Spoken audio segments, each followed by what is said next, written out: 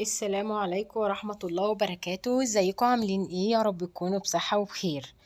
انا النهاردة هعمل لكم بقى تجربتي مع المفرمة مونيليكس الكهربائية. وانا الاول عملت لكم الريفيو ان هي يعني طريقة استخدامها وازاي نستخدموها. ودلوقتي بقى انا هعمل لكم يعني اللي انا استخدمتها في ايه وهستخدمها معاكم في ايه، وايه اللي انا عملته فيها واستعملتها، وايه هي مميزاتها وعيوبها. كده اقول لكم ان شاء الله كل حاجة عنها. وانا اول حاجة فضلت ان انا اعملها معاكم، ان انا اعمل اللحمة افرمها فيها عشان تشوفوها معايا. وهي ديت اللحمة هيت، ويفضل ان انتوا تكونوا مقطعين اللحمة لقطع صغيرة، وما ينفعش تسيبوها قطع كبيرة عشان تساعدكم وتسهل عليكم الفرم. وطبعا احنا بنحط اللحمة يعني ايه من فوق كده. وطبعا بالجزء اللي احنا بنضغط بيه بقى هنجيبوه هنضغط عليه اللحمة عشان ننزلوها بقى ايه في المفرمة. ودلوقتي بقى انا هروح اشغل المفرمة بتاعتنا واسيبكم بقى تسمعوا صوتها وتشوفوها مزعج ولا مش مزعج. ده نشغله اهو.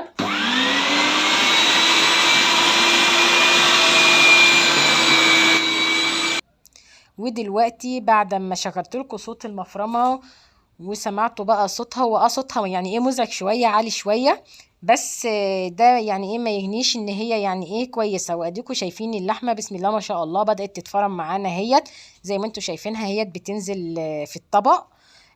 وبصراحة يا جماعة يعني جميلة جدا. واهم حاجة ان انتوا يعني ايه ما تضغطوش، يعني ايه ما تحطوش كميات برضو كتيرة فيها.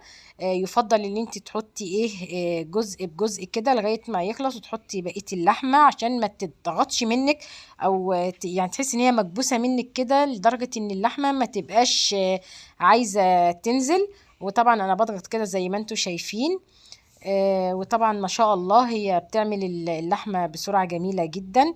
ودوت بقى ما يخليكيش ان انت تحتاجي ان انت تروحي لمكان علشان تفرمي فيه اللحمة او حاجة. لا بالعكس، انت موجودة عندك في بيتك.